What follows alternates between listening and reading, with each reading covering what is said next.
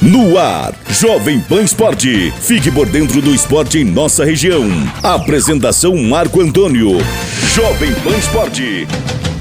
Quer manipular seus medicamentos com confiança, qualidade e preço justo? Center Fórmulas Manipulação Santa Terezinha. No Shopping Vale das Cachoeiras, número 180. Fone 42 3523 1424. WhatsApp 42 98821 3904. Com estacionamento próprio. Visite nossas redes sociais. Center Fórmulas.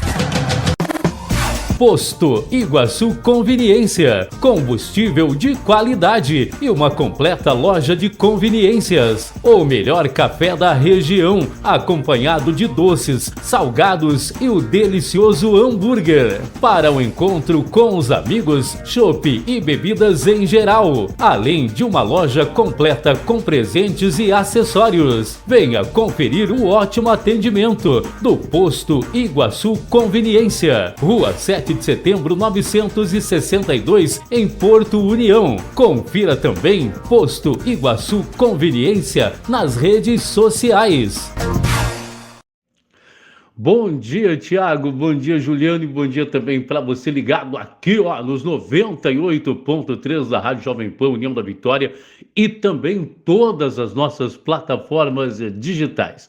Uma boa segunda-feira, bom início de semana para todo mundo. Esse dia que começou aí maravilhoso, com muito sol aqui em toda a nossa região. E claro, gente, que o assunto de hoje, o assunto também desse final de semana é o Campeonato Paranaense da Segunda Divisão. Porque na sexta-feira a Federação Paranaense já divulgou a tabela, o início do Campeonato Paranaense da Segunda Divisão. Então o Iguaçu já sabe o que vai trilhar, quais serão os passos do Iguaçu para tentar, um acesso à primeira divisão em 2025. E a tabela, claro, que a gente traz aqui para você todos os detalhes dessa tabela do Campeonato Paranaense da Segunda Divisão. Será que ficou bacana para o Iguaçu essa tabela? Será que ficou uma tabela da forma com que a diretoria da Associação Atlética Iguaçu realmente queria? Pela primeira vez, o Iguaçu vai fazer 2 jogos fora de casa, ou pela primeira vez, aliás, o Iguaçu vai estrear fora de casa.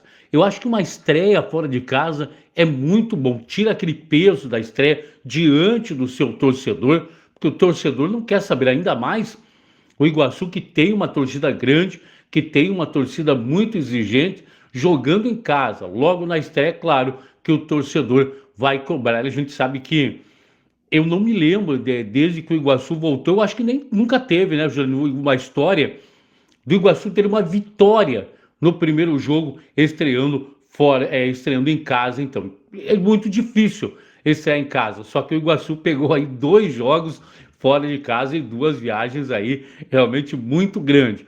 O Iguaçu estreia, portanto, no campeonato no dia 12 ou 13, 12 é no sábado, 13 então no domingo. Mas quer um detalhe aí?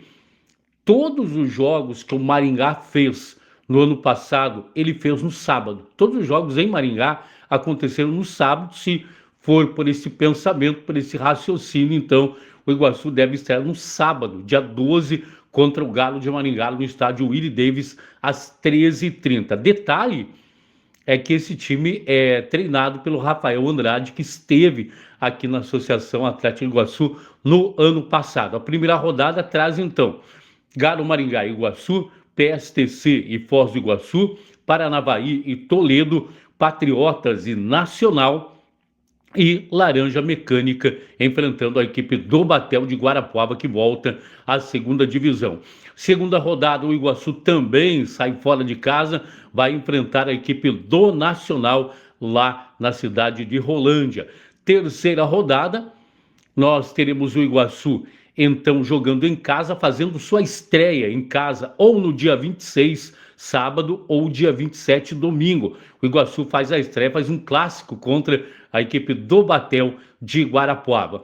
Na quarta rodada, o Iguaçu enfrenta o Patriotas, estádio ainda a definir, ou pode ser no Atílio Jonetes em Campo Largo, ou pode ser na Vila Capanema em Curitiba.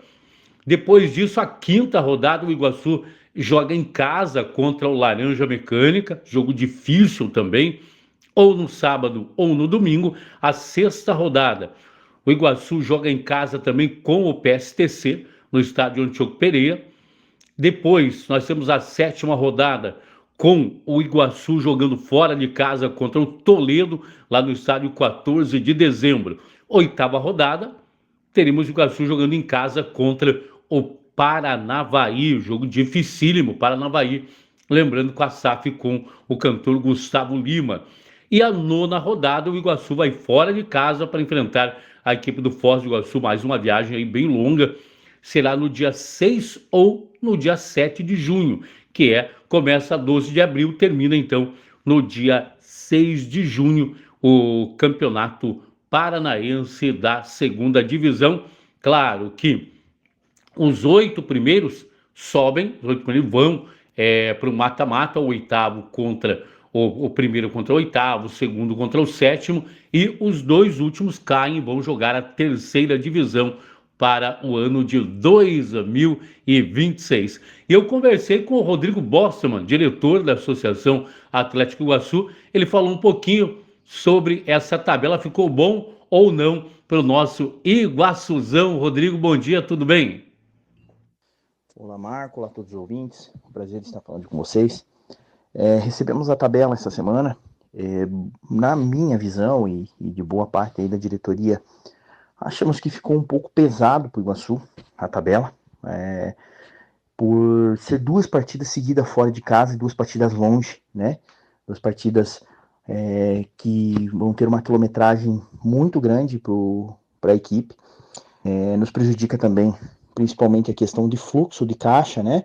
Todo mundo sabe que o Iguaçu é uma equipe que hoje não tem um investidor, é uma equipe que depende de patrocinadores, depende de fluxo da torcida para poder se manter, né? E nesse formato, basicamente, teremos 2 folhas de pagamento com apenas uma partida nesse período em casa. Então, realmente complica principalmente o fluxo por 2 partidas longe, muito caras, né? De logística, né? Falando. Depois, naturalmente, a tabela se normaliza. Sabíamos, era de conhecimento, que iríamos estrear fora de casa pela campanha do ano passado, acaba perdendo na primeira fase aí uma partida, então geralmente é normal estrear fora, mas não esperávamos dessa forma, 2 fora, aí uma em casa e daí já mais uma partida fora na sequência, né? Mas o negócio é trabalhar, não dá para escolher adversário, local, está sendo feita uma montagem que não é fácil fazer. A gente sempre diz assim que a montagem da segunda divisão é a montagem mais complexa de se fazer, porque você tem uma concorrência de uma Série D que paga muito bem, né? Então, todos os atletas que estão jogando hoje numa primeira divisão, eles esperam para poder acertar. Às vezes a gente escuta de algumas pessoas, até alguns mais antigos, mas tinha que fazer uma pré-temporada grande, mas isso hoje é praticamente impossível, porque se você fosse fazer uma pré-temporada maior, seria só de atletas que não estão jogando, né, as primeiras divisões. Nós iniciamos agora, dia 24/2, uma pré-temporada, com a comissão técnica formada em boa parte da cidade, valorizando, né, a capacidade dos profissionais locais. Dia 24 começamos esse trabalho com os atletas contratados que não vêm em atividade, pelo menos não na primeira divisão, e depois, na sequência, é natural que vá chegando os atletas que estão hoje em atividade nas primeiras divisões do estado. Tá? Um grande abraço a todos aí e um ótimo dia. Tá, então, o Rodrigo Bostman conversando com a gente, lembrando que o Iguaçu esse ano, ele vem com principalmente uma comissão técnica, quase que toda caseira. Nós teremos o Bruno, que é o treinador de goleiros, teremos o Rodrigo, preparador físico, teremos o Juca, que será auxiliar técnico do Richard Malca, e até podemos dizer que o nosso treinador também é caseiro, né? Porque o Richard Malca já reside há muito tempo aqui em União da Vitória, é um torcedor da Associação Atlético Iguaçu. Então teremos essa comissão técnica, somente um gerente de futebol. Isso o Iguaçu ainda estuda, trazer um gerente de futebol tem alguns nomes já na pauta, mas deve ser contratado aí, quem sabe, dessa semana, na semana que vem, este profissional para a pasta como gerente de futebol. Demais, da comissão técnica, todos quase caseiros aí, quase todos torcedores, aquele cara que veste a camisa da Associação Atlética Iguaçu todos os dias. E você aí, gostou da tabela? Achou boa a tabela? Lembrando que, pela colocação que o Iguaçu teve no ano passado, o Iguaçu então faz 5 jogos fora de casa e 4 jogos em casa, né? Isso foi diferente no ano passado, pela colocação que havia tido no ano anterior. O Iguaçu fez 5 em casa e 4 fora de casa. Então esse ano a coisa acaba mudando, mas eu particularmente acho boa a estreia fora de casa. Não que tivesse que ser 2 jogos, mas pelo menos um jogo, a estreia fora de casa, eu acho que ficaria bacana para a Associação Atlética Iguaçu. Campeonato Varziano, gente, começou neste final de semana, com grandes jogos. Para começar, tivemos na categoria livre, Cressol 8, Dona Bolha 1. Já uma goleada aí no início do Campeonato Varziano. Também pela categoria livre, Só Amigos 7, LF Barbearia 0. Segundo jogo, segunda goleada. Depois, Clube Atlético Ferraria 2, Silco Uniformes também 2, isso pela categoria veterano. Na sequência, São Mateus 1, Santa Rosa 0. Jogos, então, do Campeonato Varziano, início do Campeonato Varziano, o campeonato mais tradicional aqui de toda a nossa região, que começou, portanto, neste finalzão de semana. Falar um pouquinho aqui de alguns resultados importantes nos regionais desse final de semana. Grêmio 1, Internacional também 1. Isso foi o clássico Grenal que aconteceu lá no estádio do Grêmio, terminando então em 1-1. Pelo Campeonato Paulista, tivemos o Neymar estreando como titular no Santos, mas o Santos não saiu de um 0-0 contra a equipe do Novo Horizontino. Outros resultados do Paulistão: Red Bull Bragantino 1, São Paulo 0, Corinthians 2-0 no São Bernardo, e tivemos ainda o Água Santa empatando com o Palmeiras pelo placar de 1-1. Pelo Campeonato Carioca, o clássico entre Flamengo e Fluminense, o Fla-Flu, no sábado, terminou em 0-0 num joguinho, gente, muito ruim, que não foi fácil de acompanhar. Botafogo 0, Madureira 2, e hoje tem jogo, 20 horas, o Vasco da Gama enfrenta a equipe do Sampaio Correia. Vasco e Sampaio Correia acontecendo hoje, então, pelo Campeonato Carioca. Outros jogos, vamos ao Campeonato Paranaense. Aliás, Campeonato Paranaense, que coisa, que sina do Paraná Clube. Resultados deste final de semana: Andraus 1-0 no Cianorte, Operário 2-0 no Cascavel, Azures 0, Curitiba 2, São Joséense 2, Paraná 1. Mais uma derrota do Paraná Clube. Rio Branco e Londrina ficaram no 1-1 e o Maringá perdeu em casa para o Atlético Paranaense pelo placar de 3-2. Atlético e Operário líder com 18, Londrina tem 17, Curitiba 16 é o quarto, em quinto Cianorte com 14, sexto Maringá com 13, sétimo Azures com 12, oitavo Cascavel com 11, nono Andraus com 10. Depois nós temos o Rio Branco com 7, abrindo a zona do rebaixamento, São Joséense com 7. Gente, acreditem, na última colocação, o Paraná Clube com apenas 6 pontos ganhos. O Paraná hoje é o último colocado no Campeonato Paranaense. Já pode, inclusive, conforme uma combinado de resultados, cair nessa ou na próxima rodada. Então vai ter que vencer. Isso eu estou falando vencendo. Vai ter que vencer de qualquer jeito os seus próximos jogos, a equipe do Paraná Clube. Já no Campeonato Catarinense, nós tivemos Barra 1, Figueirense 0, Brusque 1-1 com o Criciúma, Concórdia 1, Hercílio Luz 0, Chapecoense 1-1 com o Santa Catarina, Avaí 3-0 no Marcílio Dias.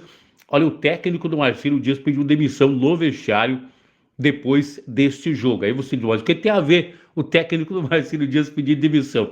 É que o auxiliar técnico lá era o Tosta, mas me parece que o Tosta não ficou com o cargo. Até a gente vai trazer informações aqui se o Tosta vai continuar ou não no Marcílio Dias, porque ontem o Marcílio Dias já anunciou o Maurício Souza como seu próximo treinador. Vamos ver se o Tosta, né, que passou aqui pela Associação Atlético Iguaçu, foi jogador, preparador físico, técnico, vamos ver se ele continua ou não lá na equipe do Marinheiro. E o Caravaggio em casa perdeu para o Joinville pelo placar de 1-0. Avaí 15, Criciúma 13, Santa Catarina 13, Figueirense 12, Concórdia e Chapecoense 11, Brusque e Joinville 10. Até aí os classificados até a 8ª colocação no Campeonato Catarinense. O Barra é o 9º com 9, o 10º é o Marcílio Dias com 7, na zona do rebaixamento. Em 11º tem o Caravaggio com 6 pontos, em 12º está o Hercílio Luz com apenas 2 pontos. Se o Hercílio Luz não acabar reagindo, vai acabar caindo então para a 3ª divisão, para a 2ª divisão do Campeonato Catarinense. Gente, as informações de hoje aqui do nosso Jovem Pan Esporte eram essas. A qualquer momento volto por aqui trazendo mais informações. Um abraço, até mais, tchau. Você ouviu o Jovem Pan Esporte.